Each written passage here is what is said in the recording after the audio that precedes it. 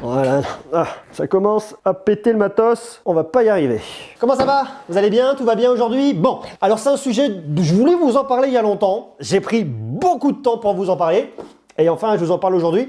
On parle ici des AirPods Max d'Apple. C'est le premier casque d'Apple dans l'état. Alors, Apple a racheté Beats il y a quelques années, donc vous retrouvez des casques qui sont Beats au catalogue d'Apple. Mais c'est la première fois qu'Apple nous sort un casque fini, un casque extrêmement premium, à un tarif assez énorme, très élevé. Il est à 629 € pour être extrêmement précis. Alors, qu'est-ce qu'on a à 629 € chez Apple?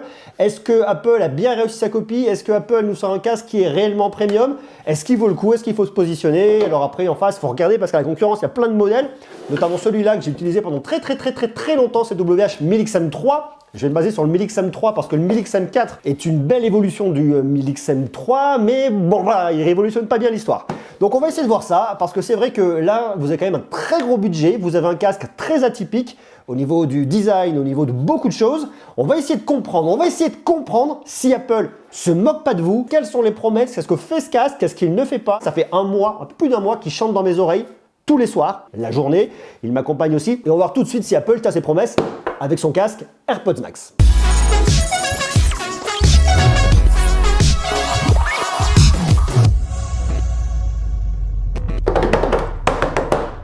Ça, c'est une entrée en matière. Je compte sur vous dès maintenant pour me laisser un joli like sur cette vidéo. Les likes, vous savez, ça sert au référencement. Donc, si on veut que la vidéo soit vue, il faut des jolis likes. Et surtout, dites-moi, vous, ce que vous en pensez à brûle pour point, sans qu'on aille plus loin sur le sujet. Alors, je sais que beaucoup de personnes en ont parlé. Il y a d'excellentes vidéos sur Internet qui vous parlent de ce casque-là. Et notamment, je vous invite à aller voir si vous voulez vraiment creuser, d'aller voir la vidéo de mon pote Pepe Garcia, qui est super, hyper documentée, qui va très loin. Je l'ai regardé, une grosse demi-heure d'aventure. Et c'est vachement intéressant. Donc, allez jeter un coup d'œil à sa chaîne, allez jeter un coup d'œil à sa vidéo sur ce produit-là. Mais avant toute chose, dites-moi, vous, est-ce que vous pensez que ce casque-là vaut ces 629 €? Est-ce que vous pourriez mettre 629 € sur un casque, aussi intéressant soit-il? Dites-le moi dès maintenant en bas en commentaire. Alors on va tout de suite rentrer dans le vif du sujet. Quand Apple est arrivé fin d'année dernière avec ce casque-là, je pense qu'ils ont pris tout le monde de court. On les a regardés, nous voilà, bam bam, nous sommes là dans l'univers de l'audio. Nous arrivons avec un casque que nous annonçons comme étant un casque haute fidélité.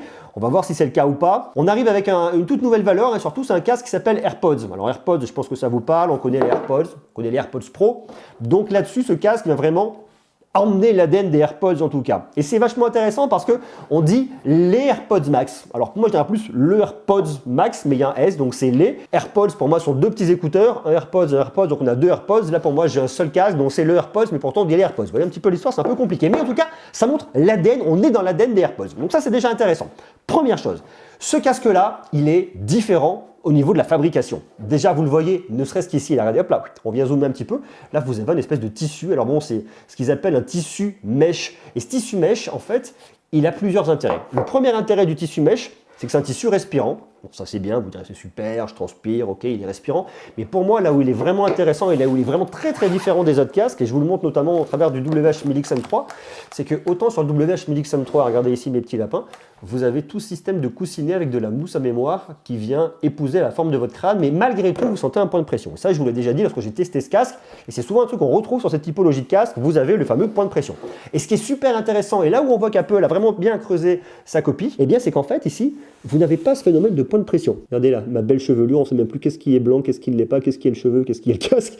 Eh bien, vous voyez, ça c'est super intéressant parce que ici, là, c'est pas les arceaux qui viennent tenir ma tête, c'est le tissu, il vient vraiment épouser la forme de mon crâne. Donc, quel que soit votre crâne, quelle que soit la forme de votre crâne, eh ben, vous voyez, il vient l'épouser avec une zone de contact qui est assez large. Et ce qui fait en fait que vous avez du confort tout le temps, partout, et ça vient une fois de plus s'adapter à tout le monde. Donc ça, c'est un côté qui est un peu révolutionnaire dans cette idée-là, parce qu'on sort de l'arceau rigide sur lequel on vient apporter un côté un peu molletonné, moelleux, comme on le retrouve ici notamment chez Sony avec son WH-1000XM3, mais c'est la même chose avec le WH-1000XM4, et c'est la même chose avec beaucoup de casques du marché, ce qui n'est pas forcément une critique envers ces casques, parce que je les aime bien, mais en tout cas ici Apple arrive avec une proposition qui est vraiment différente. Alors après, je me demande comment est-ce qu'il va vieillir, parce qu'une fois que vous allez transpirer, parce qu'on transpire tous, il peut surtout du sébum, les cheveux graissent dans le temps, vous avez beau vous les laver, vous avez beau quelqu'un de très propre, au bout d'un moment les cheveux ça graisse, donc est-ce qu'en fin de journée avec le gel et compagnie, moi je mets de la cire, hein, tout savoir sur ma capillarité, je mets de la cire, regardez là, j'ai une espèce de petite cire, alors je me lave les cheveux, je suis propre et tout, mais malgré tout, est-ce qu'on va pas se retrouver avec un tissu qui va s'altérer, qui va devenir un peu moins clean dans le temps? Ça j'en sais rien. Alors un petit coup de produit et ça se nettoie, il faut l'entretenir, comme tout de toute façon. Ça c'est le premier point. Le deuxième point qui m'intéresse, c'est vraiment la finition au niveau des matériaux, parce que vous avez ici des finitions qui sont vraiment différentes. Vous allez retrouver notamment ici, et on le voit, toute une structure qui est en acier inoxydable, et ce qui différencie vraiment de certains casques casque, vous allez retrouver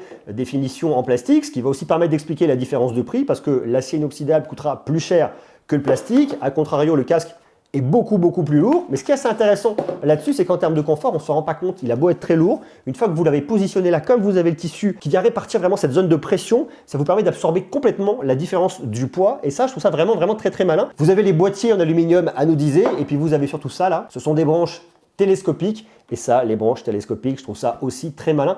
On pourrait se dire que c'est du point de détail, mais c'est vraiment là-dessus que vient de se faire justement, une fois de plus, le tarif et l'expérience globale. Vous venez le positionner selon vous, votre taille, votre forme, la forme de votre tête, la taille de votre tête, enfin bref, par rapport à votre crâne. Et une fois que vous l'avez positionné, il ne bouge pas trop. Mais surtout, ça vient vraiment permettre de venir le bouger. Il vient se repositionner pour se maintenir et se plaquer contre vos oreilles sans que ça ne pose de problème parce qu'ici vous avez des coussinets avec de la mousse à mémoire de forme. Alors des coussinets que vous pouvez enlever une fois de plus.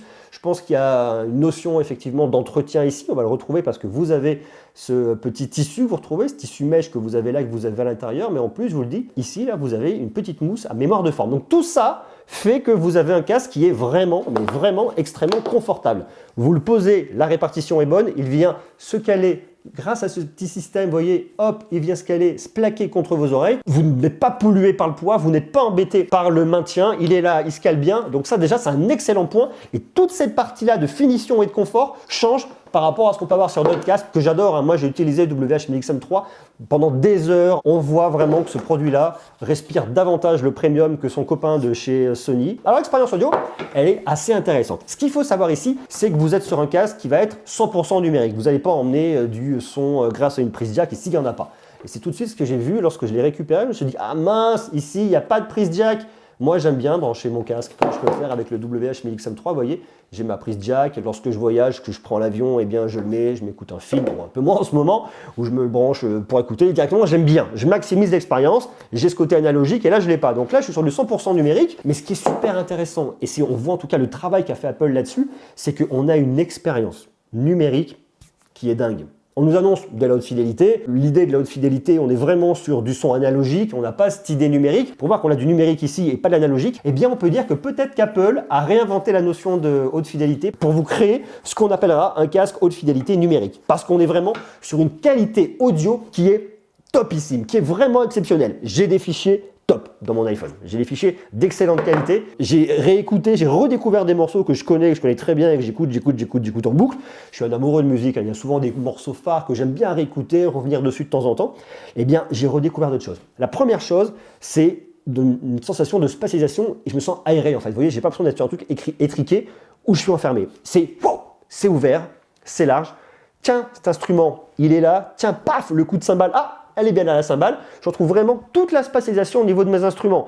Que ce soit au niveau des graves, au niveau des basses, au niveau d'une grosse caisse, d'une caisse claire, d'un Charleston. Enfin, j'ai tout. Et ça, je trouve ça vraiment bien. Donc ça, c'est vraiment super. En plus de ça, je récupère des petits trucs que je trouvais un peu moins bien définis, que je ne retrouvais plus dans certains morceaux. Là, pour le coup, je les ai. Alors ça va être, je vous dis une fois de plus, de la finition à la production. C'est souvent ce qui va venir se perdre avec des casques de qualité moindre, ou alors avec des casques de mauvaise qualité. Vous perdez ces petites finitions de production. On va retrouver un morceau, si vous voulez, qui a une espèce de gloubi-boulga sur des casques de pas bonne qualité. Et là, vous ouvrez, paf, on est dans une autre dimension. Et cette autre dimension, elle est vraiment là et elle est vraiment palpable et on s'en rend vraiment compte. Alors pour ça, il vous faut un fichier de bonne qualité, il vous faut un abonnement sur Tyndall avec une qualité master ou des choses comme ça, où là vraiment vous profitez de quelque chose qui est suffisamment intéressant et qui vous permettra de vous immerger dans cette expérience audio. Donc ça, c'est vraiment génial et j'ai aimé. Et ce qui m'a vraiment surpris, c'est qu'on a un spectre qui est très large. Vous partez des... je ne vais pas dire des subs, parce que vous n'avez pas de son sub là-dessus, on reste malgré tout sur des drivers qui ne font pas non plus la taille d'un haut-parleur énorme, mais vous partez sur des sons avec vraiment des basses, ça ronronne, vous avez des basses qui sont très présentes et vous montez tout votre spectre, vous poussez jusqu'aux aigus sur la clarté d'une cymbale, sur la précision d'un petit triangle, vous récupérez ça et vous récupérez derrière la réverbération. Donc on a vraiment cette clarté, on a ce son qui est large et on le sent vraiment, l'expérience est là. Et pour voir qu'on est sur quelque chose qui est uniquement numérique, eh bien on retrouve cet effet en tout cas haute définition sur un casque numérique et ça, je trouve ça vraiment bien et j'adore et rien que pour ça, c'est vraiment bien. Alors, je ne crache pas dans la soupe parce que une fois de plus, je trouve qu'on a plutôt une très bonne qualité avec un WH-1000XM3 avec le codec LDAC ou LDAC comme vous voulez, mais là, il vous emmène l'expérience encore plus loin chez Apple, et ça c'est super. Vous savez, Apple, ils vous mettent leur puce. Et là, vous avez leur puce H1. Vous avez une puce H1 à gauche, vous avez une puce H1 à droite. Ce qui fait que cette puce H1, elle va tout piloter et elle va tout gérer. C'est elle qui va faire une espèce d'upscaling audio, si je peux me permettre un petit peu le parallèle. Donc le son arrive en qualité, plutôt pas trop mal en Bluetooth, et là, paf, il vient le maximiser et vous montez d'un coup. L'expérience, elle est high level et il y a un travail derrière, il y a un traitement qui est juste magnifique. Cette puce H1, elle vous permet également d'avoir l'égalisation adaptative, c'est-à-dire qu'en fait, votre casque, il est malin, il est intelligent, il se pose sur votre oreille et quelle que soit votre morphologie, il va vous connaître. Et ça, c'est bien. En fait, il apprend à vous découvrir et il va s'adapter complètement à votre morphologie. Des fois, le son peut passer par là, par là, par là. Donc lui, ce qu'il va faire, c'est que vous avez 3 micros à l'extérieur, sur chaque oreille, et un micro à l'intérieur. Donc lui, il va venir analyser le son qui est à l'extérieur, il va venir le comparer avec le son intérieur, il va donc voir ce qui passe et vous permettre de restituer le son, le meilleur son complètement adapté pour vous. C'est ce qu'on appellera donc l'égalisation adaptative. C'est pour ça qu'il faut vraiment remettre le tarif en perspective, 629 €, les finitions, les puces H1, l'expérience. Alors après, il y a un autre point qui est super intéressant, c'est la réduction de bruit. Parce qu'ici, vous avez un casque qu'on appelle ANC, Active Noise Cancelling, réduction de bruit active. On est en français, restons en français. Et c'est super intéressant parce que, vous savez, pour moi, le champion de la réduction de bruit active, c'est lui. C'est le Sony WH-1000XM3, clairement, et depuis très longtemps. Et là, avec le AirPods Max, on a un level qui est, clac, un cran au-dessus, mais vraiment un cran au-dessus. Et pour preuve, je fais des travaux en ce moment à la maison, ça on s'en fiche, mais du coup, je me suis retrouvé avec des bruits de marteau-piqueur à la maison pendant 5 heures de suite. 5 heures de suite, des bruits de marteau-piqueur. J'ai dit,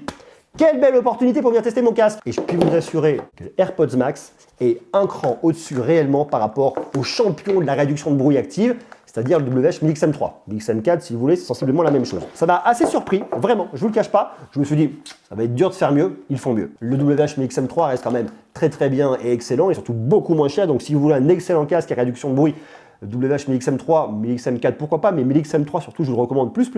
Aujourd'hui, il est à moins de 300 €, il est super intéressant. Là, c'est pas la même, on est quand même à 629 €, donc ça me paraît normal qu'aussi à 629 €, on s'attend d'avoir une réduction de bruit actif qui soit de meilleure qualité. Après, vous avez le mode transparent. Alors, le mode transparent, c'est lorsque vous prenez votre casque, vous êtes dans la rue, vous voulez entendre ce qui se passe autour de vous, pour éviter de vous faire écraser par un bus si vous n'avez pas regardé. L'idée, c'est vraiment ça, en fait, c'est de pouvoir savoir ce qui se passe. Vous pouvez venir l'activer très facilement à travers d'un petit bouton. Vous avez ce bouton-là, vous appuyez, mode transparent, vous appuyez, réduction de bruit active. Alors après, on a encore un autre mode, on peut venir dans l'application, mais ça, je vous le montre dans quelques instants. Cette transparence, je la trouve plutôt bien. Je ne suis pas un gros fan des modes transparents, mais dans tout ce que j'ai pu écouter, c'est l'un des meilleurs, si ce n'est le meilleur. Ce mode transparent vous permet vraiment d'être au fait de tout ce qui passe autour de vous, avec un côté toujours un petit peu médium. Hein. De toute façon, on est sur des micros qui viennent réinjecter dans un casque. On n'a pas des micros de studio pour venir vous capter tout et vous restituer de façon parfaitement parfaite, justement idéale. Mais malgré tout, ça marche quand même plutôt bien. Et si vous souhaitez désactiver le côté numérique, en tout cas au niveau de la réduction de bruit active ou du côté transparent, eh bien vous pouvez le faire depuis votre application. Vous allez dans vos paramètres, vous allez dans Bluetooth, vous retrouvez votre AirPods Max. Hop là, je me connecte, tac tac, paf, je suis connecté. Ici, et là, vous voyez, j'ai différents modes. Et là, ça devient extrêmement intéressant. Hop là, on zoome. Déjà, je peux venir switcher manuellement au niveau de mon contrôle de bruit. Là, j'ai en mode transparent, je peux le désactiver ou je peux mettre la réduction de bruit active si je le souhaite. Alors là, vous voyez un truc qui est assez marrant, c'est que là où il y a beaucoup de constructeurs qui vous proposent d'avoir différents niveaux sur le mode transparent, sur la réduction de bruit, chez Apple, vous en avez qu'un seul, c'est comme ça, c'est pas autrement. Et surtout, vous le voyez ici, vous déparamétrez votre bouton. Par défaut, vous êtes paramétré en réduction de bruit active ou transparente. C'est-à-dire que lorsque vous appuyez sur le bouton sur le côté, soit la réduction de bruit est active, soit vous êtes en mode transparent. Vous ne pouvez pas venir le couper. Eh bien, il vous suffit de venir cliquer ici, et là, vous avez un switch, où je vais venir switcher, là, je suis en transparent, j'appuie. Là, je suis en désactivé. Là, je suis en réduction de bruit active. Je rappuie, je suis en transparent. Et après, vous avez ici les réglages au niveau de la Digital Crown. Alors, la Digital Crown, c'est ça que vous retrouvez ici. Et quand ils l'ont présenté, j'ai trouvé ça intéressant. Je ne savais pas si ça allait être bien. Honnêtement, j'étais vraiment dubitatif parce que c'est exactement la même chose que vous retrouvez ici sur votre Apple Watch, c'est-à-dire une petite molette, c'est vraiment signé Apple avec le wording d'Apple, hein, les termes d'Apple, c'est-à-dire la Digital Crown. Et cette Digital Crown, eh ben écoutez, elle marche quand même vachement bien. Vous appuyez musique, play, pause, morceau suivant, morceau précédent, vous pouvez venir raccrocher, décrocher, et vous montez le son aussi en venant le tourner là. C'est vraiment très intuitif et ça marche vraiment très très bien. Vous pouvez choisir aussi que vous pouvez monter le volume en allant d'avant en arrière ou d'arrière en avant, parce qu'on n'a pas tous la même logique, donc j'ai trouvé aussi bien, ça s'adapte à tout le monde. Alors après, vous avez d'autres petites fonctionnalités comme la détection automatique de la tête lorsque vous mettez le casque, connecté à l'iPhone automatiquement ou pas, l'audio spatial que vous pouvez venir activer ou désactiver. Mais ici, vous le savez, chez Apple, les produits viennent s'inscrire dans un écosystème. C'est Apple, c'est comme ça et c'est intéressant. Alors cet écosystème, il est chouette et c'est pour moi un des points forts de ce produit-là. Je vous explique. Exemple, je travaille sur mon Mac, je suis en train de faire un montage, hop, paf, je l'ai là, je suis en train de bosser, je fais mon petit montage, tout va bien, je suis content. c'est génial. Le téléphone sonne à côté. Alors qu'est-ce qui se passe? Déjà, ça me l'affiche sur mon Mac, j'ai un coup de fil, je peux me dire décrocher, mais je peux décrocher directement à partir de là. Et là, je vais switcher sur mon téléphone. Mes AirPods Max vont switcher sur mon téléphone et ça, c'est super bien. Et ensuite, lorsque j'ai terminé, paf, je peux retourner très facilement dessus. Autre exemple, le soir, avec ma chérie, on se retrouve dans notre lit, on a chacun notre iPad. On est comme ça, on aime bien les iPads et les AirPods. Donc moi, j'ai mon AirPods Max avec mon iPad de 8e génération et elle a ses AirPods avec son iPad Pro et chacun a son iPad. Alors du coup, c'est bien parce que je me connecte facilement, j'ai qu'à le prendre, je le bouge, off, il se connecte directement à mon iPad, ça c'est bien. Maintenant, il y a le point un peu négatif, c'est que lorsque je le prends et qu'il est posé, il va se mettre en veille automatiquement au bout de 5 minutes, je crois, eh bien, je le prends, qu'est-ce qui va se passer? Eh bien, il va s'afficher sur son écran à elle. Ah, tiens, ton AirPods Max est là, t'as qu'à appuyer, tu te connectes. Alors, je trouve ça bien, mais ça aussi c'est limite parce que elle, sur son écran, alors qu'elle fait autre chose et qu'elle a un autre AirPods de connecté, eh bien, ça vient lui ajouter une petite pollution visuelle. Le point qui est intéressant derrière, c'est que si par exemple, on se dit, bah tiens, je vais regarder ta série en même temps que toi, ma chérie, je prends mon casque, je le mets, et qu'est-ce qui va se passer? Eh bien, elle a qu'à appuyer en même temps pour accepter que les AirPods se connectent. Elle a donc ses AirPods à elle, j'ai mon AirPods à moi, on est connecté et on peut regarder le même programme en même temps. Et c'est tout l'intérêt de l'écosystème Apple. Apple marche très bien grâce à son écosystème et ils sont construits autour de ça. Et c'est pour ça aujourd'hui que c'est une des marques leaders premium grâce notamment au côté écosystème. Les produits sont bien aboutis, de bonne facture, mais l'écosystème est une part très importante chez Apple. Alors maintenant, il y a un truc que j'aime pas du tout, mais vraiment pas du tout, c'est ça. Ça, c'est ce qu'ils appellent la Smart Case. Et ça, pour moi, la Smart Case, c'est vraiment un truc, je sais pas. J'ai pas compris. Alors en fait, pour moi, Apple là-dessus a voulu nous faire un accessoire de mode en disant on fait un truc qui est joli, on est Apple, on est dans le design, on est dans la mode. J'ai l'impression d'avoir un sac à main, vraiment, hein, d'avoir un sac à main avec son petit arceau que je prends et que je peux balader. Mais la réalité et ce qui est intéressant avec quelque chose comme ça, c'est l'usage. Et en fait, l'usage pour moi là-dessus, il est pas bon du tout. Je le trouve pas beau, honnêtement. Quand j'ai vu les présentations au début, je me suis dit c'est quoi ce truc? C'est moche, c'est moche. Franchement, je continue de trouver ça moche. Le casque, je l'aime bien. Ça comme ça, c'est moche. Ça, c'est pratique. C'est pas particulièrement beau, mais c'est pratique. Pourquoi? Parce que lorsque je prends mon casque, eh bien, voyez, je peux déjà le replier, et ça, c'est un point positif. Je le prends, je le ferme, je le mets dans un sac à dos et je pars en voyage. Moi, je pars souvent, je partais souvent, et j'espère revenir, repartir en tout cas un jour en voyage. Et ça, dans mon sac à dos, d'une, ça prend pas de place, et de deux, surtout, ça me sécurise beaucoup. Enfin, ça prend pas de place. Remarquez, vous me direz, ça prend un peu de place. Un petit peu moins. Mais je me dis que si je prends un shoot là, que ça bouge ou que ça tape, ça ne me dérange pas. Là, je ne ferai pas la même chose. Je ne suis pas à l'aise parce que la réalité, eh bien, c'est qu'en fait, ici, ça ne protège rien. C'est-à-dire que si je viens taper fort là, je tape sur mon casque. Ça veut dire que si je le mets dans mon sac et qu'il y a un truc qui appuie un peu trop fort là, je peux venir abîmer mon tissu mèche. Je peux venir abîmer mon arceau, je peux venir tout abîmer. Et ça, j'aime pas du tout. On me dit que lorsque je le mets, mon casque passe en mode ultra basse consommation d'énergie. Ok, super. C'est un point de vue, un côté pas beau, c'est vraiment un côté très personnel, mais surtout, c'est pas pratique, ça sert à rien. Je vais pas le prendre dans la rue, me balader comme ça, je le mets dans un sac, je le protège pas. Il n'est pas résistant davantage à la poussière de cette manière-là. Et ça, pour moi, vraiment, c'est une très mauvaise idée. J'ai ma connectique qui est apparente ici, alors je peux venir le recharger à côté, c'est sympa. On va dire, ah, c'est super, je peux venir le recharger. Mais en réalité, ça, voilà, ça sert à rien pour moi. Ça, je le prends, je l'enlève, je le mets jamais dedans d'ailleurs, parce que je trouve ça moche. Autre point qui est super important, c'est l'autonomie. Alors ici, vous avez un casque qui a une très très bonne autonomie. On est à 20 heures d'autonomie. C'est ce que nous donne Apple, c'est ce qu'on retrouve sensiblement dans les faits. Alors, j'ai pas pris chrono à la main parce que, comme je vous le dis, j'utilise le soir en fragmenté, je suis pas avec mon chrono à chaque fois, mais c'est à peu près ce que j'ai. Donc, ce casque-là, je l'aime beaucoup, je le trouve intéressant. Il faut mettre en perspective par rapport au tarif. C'est un tarif qui est très élevé. C'est pas fait pour toutes les bourses. On est chez Apple, on est sur un produit premium. Comme beaucoup de produits Apple, il reste cher parce que premium, mais la qualité est là, les finitions sont là, l'ingénierie est là, les brevets ont été posés. Le fait d'avoir ce système-là, c'est très malin.